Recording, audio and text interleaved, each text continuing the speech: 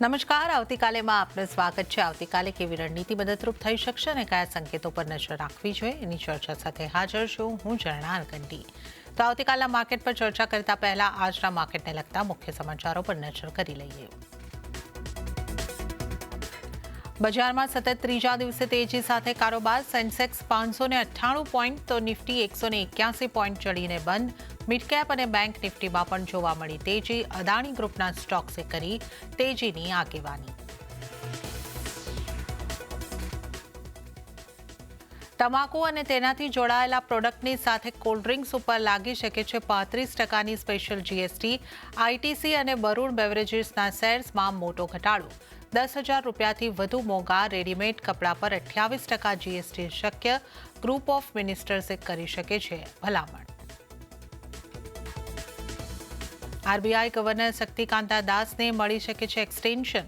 આવનારા 2 થી 3 દિવસમાં આવી શકે છે નોટિફિકેશન.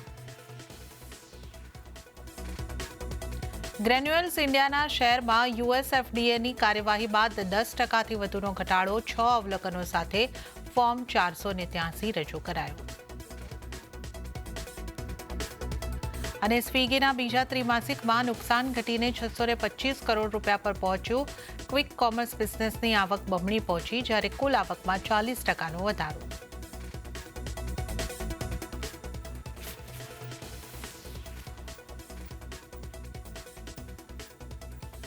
તો આજના બજારની જો આપણે વાત કરીએ તો આજે આપણને બજારની અંદર એક સારી મજબૂતી બનતી દેખાય છે. નિફ્ટી સેન્સેક્સ બંનેના લેવલ પર અને ખાસ કરીને બેંક નિફ્ટીમાં આપણને ખૂબ સારી મજબૂતી આવતી દેખાય છે. તો નજર કરી લે ક્લોઝિંગ કઈ રીતે થતા દેખાયા છે. તો જે રીતે આપણે વાત કરી મજબૂતી સાથેના ક્લોઝિંગ, સેન્સેક્સની વાત કરીએ તો 0.74%ની મજબૂતી બની છે.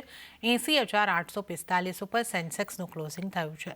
નિફ્ટીની વાત કરીએ તો નિફ્ટીમાં પણ મજબૂતી સાથે 0.5%ની મજબૂતી સાથે ક્લોઝિંગ થયું છે. 24,457 ઉપર આપણે નિફ્ટીનું ક્લોઝિંગ થતા જોઈ શકીએ છીએ. તો અહીંયા ઉલ્લેખનીય છે કે 24,400ની ઉપર આજે આપણે ક્લોઝિંગ થવામાં સફળ થયા છે. મિડકેપની વાત કરીએ, મિડકેપમાં પણ સારી મજબૂતી રહી. 0.89% જેટલી એટલે કે 508 પોઈન્ટની 57,509 પર મિડકેપનું ક્લોઝિંગ.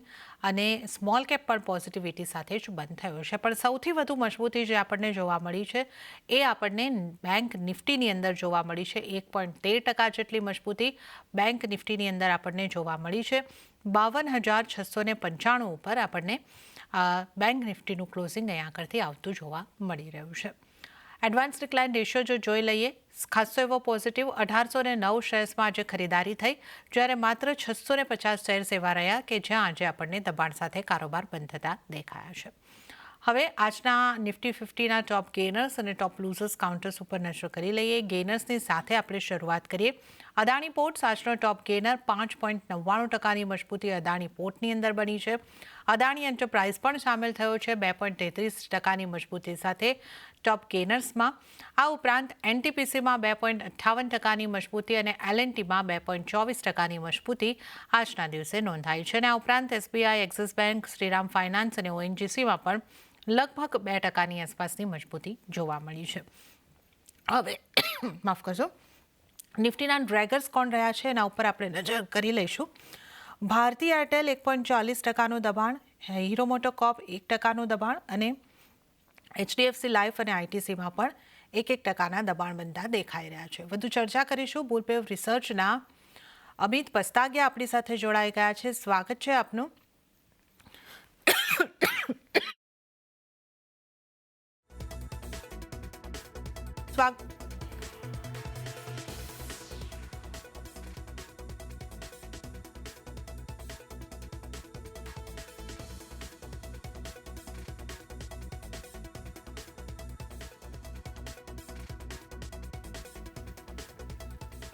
તો બુલવેવ રિસર્ચના અમિત પસ્તાગિયા આપણી સાથે જોડાઈ ગયા છે. અમિતજી, આજે આપણે જે રીતે જોયું માર્કેટમાં એક સારી પોઝિટિવિટી આવતી દેખાય છે.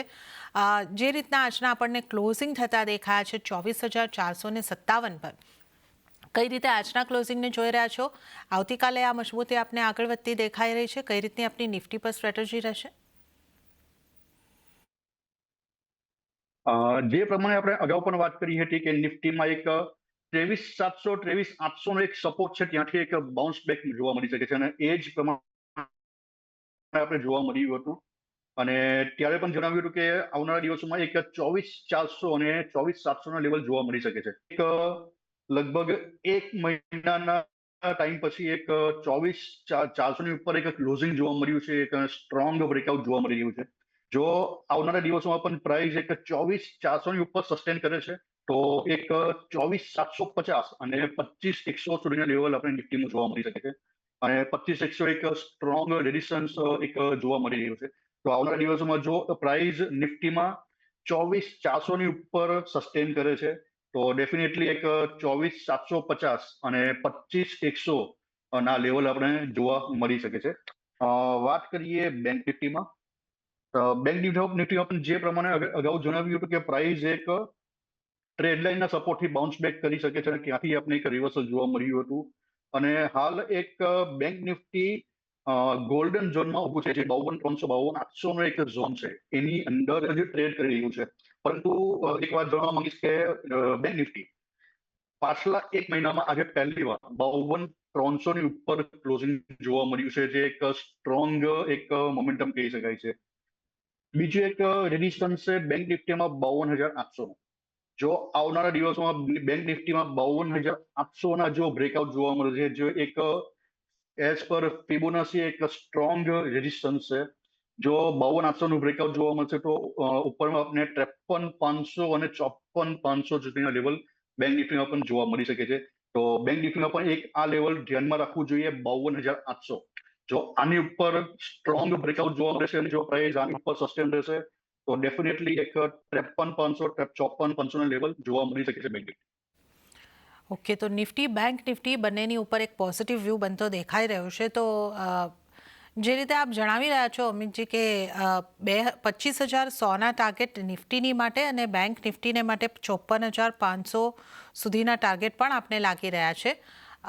સ્ટોપલોસ કેટલા આપ જણાવી રહ્યા છો? હાલમાં ઇન્ડેક્સમાં કોઈ પણ નવી એન્ટ્રી ઓલરેડી મેં અગાઉ જણાવ્યું હતું ત્યાંથી એન્ટ્રી થઈ શકતી હતી, પરંતુ હાલમાં હવે નવી એન્ટ્રી એમાં રિસ્કી બની શકે છે.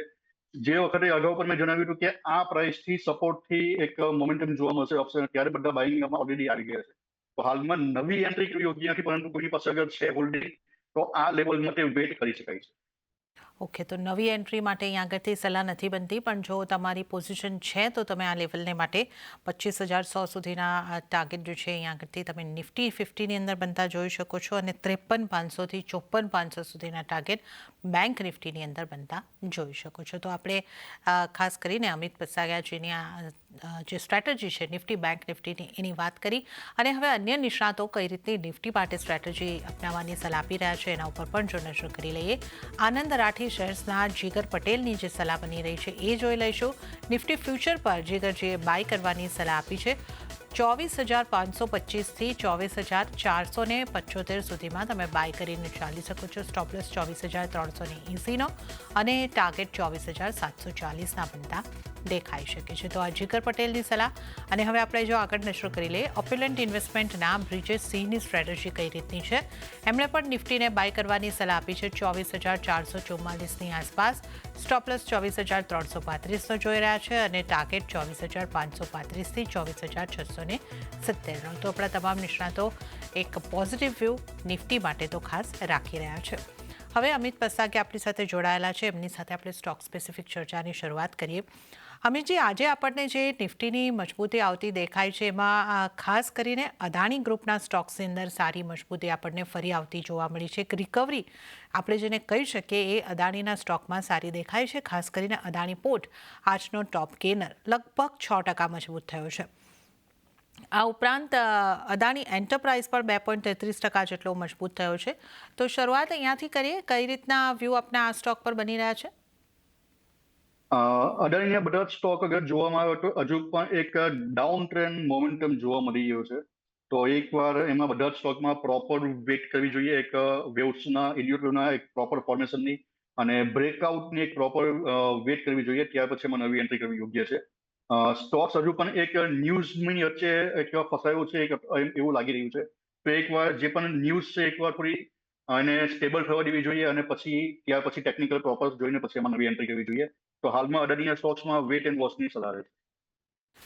ઓકે, તો અત્યારે અદાણીના સ્ટોકની અંદર વેટ એન્ડ વોચની સલાહ બનતી દેખાઈ રહી છે. તો આ આપણે અદાણી ગ્રુપના સ્ટોક્સની વાત કરી, પણ હવે જો આપણે આગળ વધીએ અને ખાસ કરીને આપણે બેંકના સ્ટોક્સની વાત કરી લઈએ, કારણ કે આજે આપણે જે રીતે વાત કરી બેંક નિફ્ટી ખાસો એવું સ્ટ્રોંગ આપણને બનતું દેખાયું છે અને જે રીતે આપણે જોઈ શકીએ છીએ એસબીઆઈ 2.10% જેટલો મજબૂત થતો દેખાયો છે અને આ ઉપરાંત પીએસયુ બેંકમાંથી અન્ય સ્ટોક પણ એવા યુનિયન બેંકનો સ્ટોક 5.24% જેવો અહીંયા આગળથી મજબૂતી સાથે આજે આપણને બંધ થતો દેખાયો છે. તો પહેલાં આપણે પીએસયુ બેંક્સની વાત કરી લઈએ. અમિતજી, પીએસયુ બેંકમાં ક્યાં આપની પસંદગી થઈ રહી છે? બે સ્ટોક મેં અહીંયા આગળથી ઉલ્લેખ કર્યો છે, પણ આ સિવાય પણ આપનો કોઈ કાઉન્ટરમાં ખાસ ફોકસ બનતો હોય તો જણાવશો. વાત કરીએ પીએસયુ બેંકમાં. પીએસયુ બેંકની હું વાત કરીશ તમે પીએસયુ ઇન્ડેક્સ. અગાઉ પણ જણાવ્યું હતું કે આવનારા દિવસોમાં પીએસયુ બેંક સેક્ટરમાં એક સારી એવી તેજી જોવા મળી શકે છે. પીએસયુ બેંક ઇન્ડેક્સ જે છે અત્યારે એમાં as per Elliott wave fourth wave almost complete થઈ ગઈ છે અને પ્રાઇસ એક ફિફ્થ વેવ તરફ ઉપર જઈ રહી છે. મતલબ એક પીએસયુ બધા સ્ટોક્સમાં બેંક્સમાં તમને એક સારી એવી તેજી જોવા મળી શકે છે એવું અગાઉ પણ જણાવ્યું હતું. વાત કરીએ સૌપ્રથમ એસબીઆઈ. એસબીઆઈ હાલમાં એક ટ્રાયેંગલની અંદર ફોર્મેશન થઈ રહ્યું છે. તો એકવાર 860નું જો બ્રેકઆઉટ થશે તો આવનારા દિવસોમાં સારી એવી તેજી એસબીઆઈમાં પણ જોવા મળી શકે છે. એ જ પ્રમાણે તમે પીએનબી, યુનિયન બેંક એ બધામાં પણ સારી એવી તેજી જોવા મળી રહી છે. વાત કરીએ યુનિયન બેંકમાં,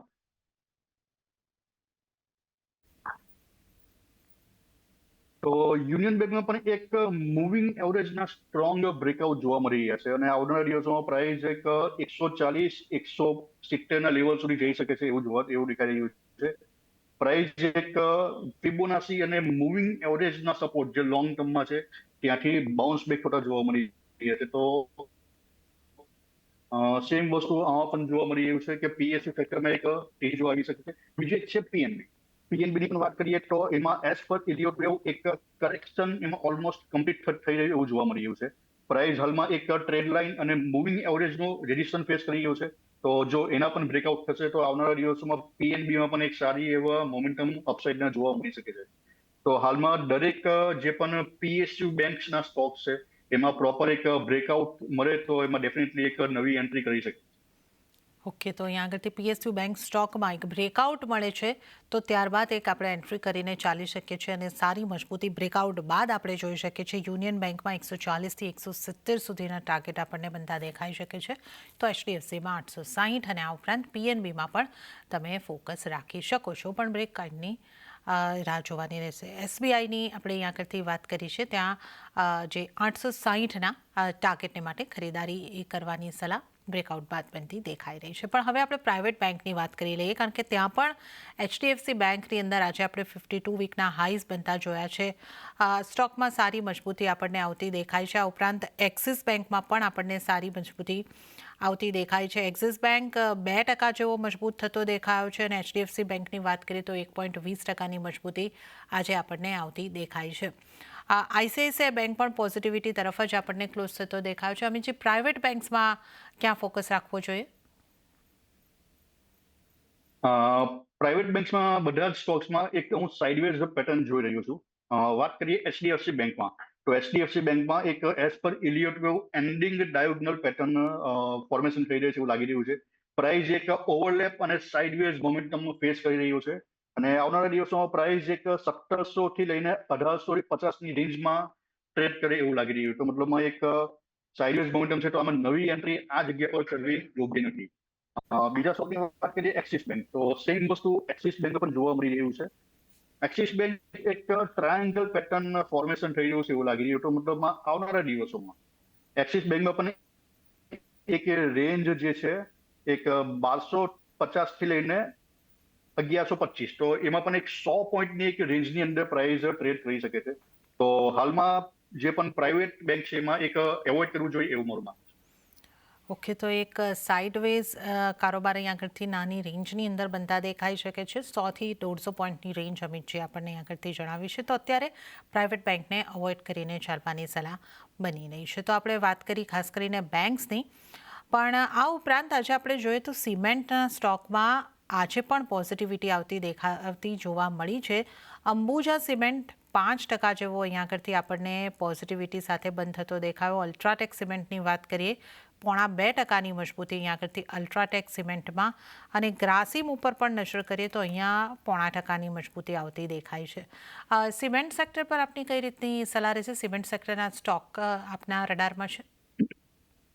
સિમેન્ટ સેક્ટરમાં હાલમાં એક નવી તેજી એક સ્ટાર્ટ થઈ રહી છે અને પ્રાઇસમાં હજુ પણ કોઈ પણ એઝ પર ઇન્ડિકેટર એમએસડીમાં જોવામાં આવે તો કોઈ પણ પોઝિટિવ ડાયવર્જન્સ જોવા નથી મળી રહ્યા. તો એકવાર પ્રોપર ડાયવર્જન્સની વેટ કરવી જોઈએ અને પ્રાઇસ એકવાર નીચે આવે તો રીટેસ્ટ પર બાય કરવાની સલાહ રહેશે. અંબુજા સિમેન્ટમાં પણ એ જ જોઈ રહ્યું છે. વાત કરીએ જેકે લક્ષ્મી સિમેન્ટની વાત કરીએ તો એક ટ્રેડલાઇનના બ્રેકઆઉટ ટ્રેડલાઇનના સપોર્ટથી પ્રાઇસ બાઉન્સ બેક થઈ રહી છે. તો આમાં પણ અગાઉ પણ જણાવ્યું હતું કે એકવાર જો રીટેસ્ટ પ્રાઇસ નીચે આવે છે તો નીચે આવે તો બાઇંગની સલાહ રહેશે, પરંતુ આ લેવલ પર નવી એન્ટ્રી કરવી આ સ્ટોકમાં યોગ્ય નથી.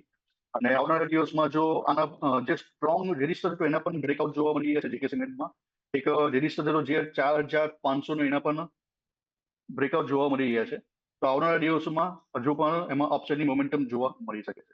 સૌથી પહેલાં આપના ટ્રેડિંગ કોલ્સ જાણી લઈએ તો આપના કઈ પસંદગીના સ્ટોક બની રહ્યા છે? અ, એક સ્ટોક હું રેકમેન્ડ કરવા માંગીશ આજે. લોંગ ટર્મમાં એક ફિબોનાસી અને મૂવિંગ એવરેજના સપોર્ટથી બાઉન્સ થઈ રહ્યું છે. પ્રાઇસમાં એક ટ્રેડ લાઇનનો પણ સપોર્ટ જોવા મળી રહ્યો છે અને એઝ પર પ્રાઇસની વાત કરીએ તો એક ડિમાન્ડ ઝોનથી બાઉન્સ બેક જોવા મળી રહ્યો છે અને સાથે આપણે ડબલ બોટમ પેટર્ન પણ ફોર્મેશન થતી જોવા મળી રહી છે. તો આ એક સ્ટોક બાય કરી શકાય છે. સ્ટોપ લોસ રહેશે 1300 નો. તો વાત કરી 1300 ના રહ્યા સ્ટોપ છો લોસ સાથે અમિતજી? બાય કરી શકાય છે. ટાર્ગેટ રહેશે 1600 અને 1680. પાછું જણાવી દઉં, કેપીઆઈટી ટેક બાય કરી શકાય છે. સ્ટોપ લોસ છે 1300 અને આવનારા દિવસોમાં 1600 અને 1680 ના ટાર્ગેટ જોવા મળી શકે છે કેપીઆઈટી ટેક. ઓકે, તો કેપીઆઈટી ટેકમાં આજે પણ એક સારી મજબૂતી જોવા મળી છે અને અહીંયા આગળથી એક ટ્રેડિંગ કોલ બનતો દેખાઈ રહ્યો છે. ખરીદારી કરીને ચાલવાની સલાહ અહીંયા આગળથી બનતી દેખાઈ રહી છે. અમિતજી, આ એક કેપીઆઈટી ટેક પર આપની પસંદગી બની રહી છે. આ ઉપરાંત અન્ય કયા સ્ટોક પર આપની પસંદગી? માર્કેટ હાલમાં થોડું ચોપી અને સાઇડવેઝ મોમેન્ટમ ફેસ કરી રહ્યું છે, તો એકવાર પ્રોપર રિવર્સલ બ્રેકઆઉટ મળે ત્યાર પછી બીજો કોઈ સ્ટોક આપવાનું પસંદ કરે. ઓકે, તો આજને માટે જે સલાહ તમારા માટે બનતી દેખાઈ રહી છે કેપીઆઈટી ટેકમાંથી જ બનતી દેખાઈ રહી છે, જેની આપણે ચર્ચા અહીંયા આગળથી કરી છે. અને જે રીતે અહીંયા આગળથી સલાહ મળી છે 1600થી 1680ના ટાર્ગેટ, 1300ના આ સ્ટોપલોસ જે છે તેને તમે ધ્યાને રાખીને ચાલી શકો છો અને કેપીઆઈટી ટેકમાં ખરીદારી કરવાની સલાહ. અન્ય સ્ટોક્સની ચર્ચા કરી લઈએ. ભારતીય એરટેલ આજનો ટોપ લૂઝર કાઉન્ટર બન્યો છે. અમિતજી, ત્યાં આજે આપણને લગભગ 1.40%નું દબાણ બનતું દેખાયું છે. આના ચાર્ટ આપને કેવા લાગે છે? અહીંયા આપની સલાહ કઈ રીતની બનશે? ભારતીય એરટેલની વાત કરીએ તો પ્રાઇસ હાલમાં એક ફ્લેટ કરેક્શન પેટર્ન ફોર્મેશન થઈ જાય એવું લાગી રહ્યું છે. તો આવનારા દિવસોમાં પ્રાઇસ ઉપર તો આવશે, પરંતુ એક તમને જણાવી દઉં રેઝિસ્ટન્સ જે એક 1650 થી 1680 એક ગોલ્ડન ઝોન હું જોઈ રહ્યો છું, મતલબ એક સ્ટ્રોંગ રેઝિસ્ટન્સ જોવા મળી શકે છે. તો એક લેવલ ધ્યાનમાં રાખવું જોઈએ 1650 થી 1680. તો આ ઝોનમાંથી ઓલમોસ્ટ રિવર્સલ પાછું જોવા મળી શકે છે. તો આ સ્ટોકમાં એકવાર વેટ એન્ડ વોચની સલાહ છે. એકવાર પ્રાઇસ નીચે આવવા દેવી જોઈએ અને ત્યાર પછી નવી એન્ટ્રી કરવી યોગ્ય છે. ઓકે, તો અહીંયા આગળથી આ એક જે ઝોન છે 1650થી 1680 એને તમારે ધ્યાને રાખવાનો રહેશે અને એને ધ્યાને રાખીને ભારતીય એરટેલ ઉપર તમારે વ્યૂ બનાવવાનો છે. પણ હવે આપણે જો વાત કરી લઈએ, આજે આપણને એફએમસીજી સેક્ટરની અંદર દબાણ બનતું દેખાયું, પણ ખાસ કરીને આઈટીસીમાં વધારે દબાણ હતું અન્ય સ્ટોકની કમ્પેરિઝનમાં, કારણ કે જે રીતના તમાકુને લઈને જીએસટી વધવાના એક સૂત્રો તરફથી સમાચાર આવતા આવી રહ્યા છે, એની એક ઇમ્પેક્ટ અહીંયા આગળથી આવતી દેખાય છે. તો આઈટીસી પર આપનો કઈ રીતનો વ્યૂ અને એફએમસીજીમાંથી અન્ય કોઈ સ્ટોક પર આપની કોઈ સલાહ રહેશે? આઈટીસીની વાત કરીએ તો ન્યૂઝ તો પછી આવે છે, પરંતુ ટેકનિકલ ચાર્ટ ઓલરેડી પહેલેથી આપણે ઇન્ડિકેટ કરી રહી છે.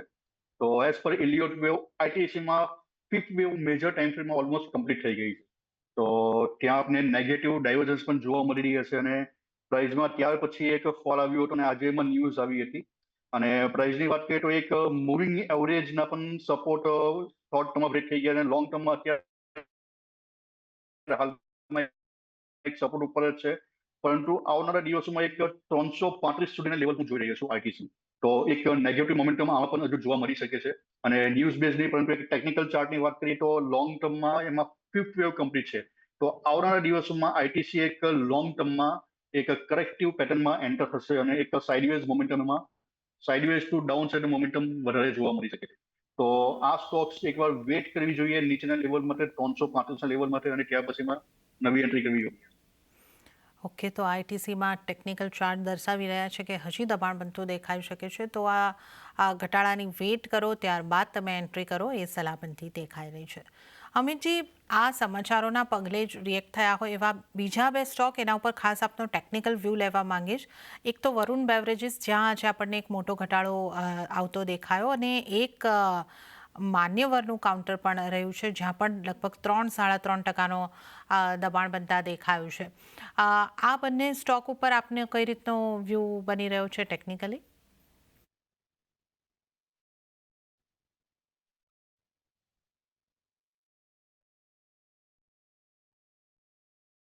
ફરીથી એક સંપર્ક અમિતજી સાથે કરીશું, પરંતુ અહીંયા આગળ આપણે જણાવી દઈએ કે જે રીતના આપણને સૂત્રો પર તરફથી સમાચાર મળતા દેખાયા હતા કે જીએસટીને લઈને વધારો અહીંયા આગળથી શક્ય છે. આઈટીસીમાં એની ઇમ્પેક્ટ આવી છે, તંબાકુ અને એની પ્રોડક્ટ્સ ઉપર જીએસટી વધી શકે છે એ સમાચારોની, અને મેં માન્યવરનો ઉલ્લેખ કર્યો જ્યાં 10,000થી મોંઘા ગાર્મેન્ટ્સ ઉપર જીએસટી વધી શકે છે એ રીતની વાત હતી. તો આ સ્ટોક ઉપર એક ઇમ્પેક્ટ આપણે આવતા જોઈ છે, અને એના ટેકનિકલ વ્યૂ માટે આપણે ખાસ અમિતજી સાથે વાત કરીશું. પરંતુ આ સમાચારોના પગલે આજે આપણને અહીંયા આગળ એક ખાસું એવું દબાણ બનતું દેખાયું હતું. પણ આજના કારોબારની જો આપણે ખાસ કરીને જ્યારે વાત કરી લઈએ તો એક હીરો મોટોકોર્પનું પણ કાઉન્ટર એવું રહ્યું હતું કે જ્યાં આપણને 1% જેવું દબાણ બનતું દેખાયું હતું, અને આ તમામ કાઉન્ટર જે છે એના ઉપર આપણી ખાસ નજર બનેલી રહેશે. આ ઉપરાંત આજના દિવસે જે આપણે જોયું હતું કે એક પસંદગીનો સ્ટોક આપણને આવતો દેખાયો હતો કેપીઆઈ ટેકનો, અને ટેકનોલોજીમાં આજે આપણને ખરીદારી તરફનો જ માહોલ બનતો દેખાયો હતો. અને અહીંયા આગળથી જો આપણે વાત કરી લઈએ તો ટાટા એલેક્સી મિડકેપના જે આઈટી કાઉન્ટર્સ છે એની અંદર સારી ખરીદારી આપણને આવતી દેખાઈ હતી. 5.63% જેવી મજબૂતી અહીંયા આગળથી પણ આપણને આવતી દેખાઈ હતી. તો આ એક આપણે જ્યારે વાત કરી રહ્યા છે સ્ટોક્સ આજે કયા મોમેન્ટમમાં રહ્યા એની. હવે અમિતજી આપણી સાથે જોડાઈ ગયા છે. અમિતજી, મેં આપને વરુણ બેવરેજીસ ઉપર ટેકનિકલી આપનો કઈ રીતનો વ્યૂ બની રહ્યો છે એ સવાલ પૂછ્યો હતો. વરુણ બેવરેજની વાત કરીએ તો એક 565 560-65 એક ઝોન હતું, એનું બ્રેકડાઉન થશે તો ડેફિનેટલી એક ડાઉન સાઇડની મોમેન્ટમ જોવા મળી શકે છે. પ્રાઇસ અગર જોવામાં આવે તો અગાઉના 6 થી 8 મહિનાથી પ્રાઇસ એક જ રેન્જમાં છે. તો આમાં એક રેન્જ બ્રેકઆઉટનું એક ઇમ્પોર્ટન્ટ છે. તો એક તમને જણાવ્યું કે 560-565ના જો બ્રેકડાઉન થશે તો એક ડાઉન સાઇડના મોમેન્ટમ આમાં આપણે જોવા મળી શકે છે વરુણ બેવરેજમાં. ઓકે, તો અહીંયા પણ એક દબાણ શક્ય લાગી રહ્યું છે. અને ત્યારે જ અમિતજી, આપણે ઘણા બધા સ્ટોક ડિસ્કસ કર્યા છે, તો આપના કોઈ ડિસ્ક્લોઝર? આજે ઘણા સ્ટોક ડિસ્કસ કર્યા છે, પરંતુ એમાં મારું કોઈ હોલ્ડિંગ નથી. અમારા ક્લાયન્ટનું એમાં હોલ્ડિંગ હોઈ શકે છે. અને શોમાં ઇન્વાઇટ કરવા બદલ ઘણો આભાર. જી અમિતજી, અમારી સાથે આ શો પર જોડાવા બદલ અને તમામ સ્ટોક્સ અંગે ચર્ચા કરવા બદલ આપનો પણ આભાર. અને આ સાથે જ આવતીકાલેમાં હાલ પૂરતું આટલું જ. અને હાલ મને પણ આપશો રજા, પણ વધુ અપડેટ અને સમાચારો માટે આપ જોતા રહો CNBC બજાર. નમસ્કાર.